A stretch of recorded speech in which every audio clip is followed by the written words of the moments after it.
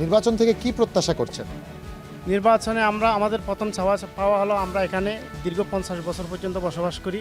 যারা স্থানীয় এখানে আমাদের যারা জনপ্রতিনিধি এমপি হবে তাদের কাছে আমাদের একটা বার্তা হলো আমরা এখানে যে 50 বছর পর্যন্ত অবহেলিতভাবে বসবাস করি, তো আমাদেরকে এখানে যাতে স্থায়ী বন্দোবস্ত দেওয়া হয়। প্রতিবারই ইলেকশন আসলে আমাদেরকে বলা হয় এখানে ভোটের পরে আপনাদেরকে স্থায়ী বন্দোবস্ত দেওয়া হবে, তারপরে এখানে স্থায়ীভাবে থাকতে পারবেন। কিন্তু ইলেকশনের পরে এমপি হওয়ার পরে আমাদেরকে সেই আশা ভরসা যেটা দিছিল সেটা থেকে তারা সরে যায়।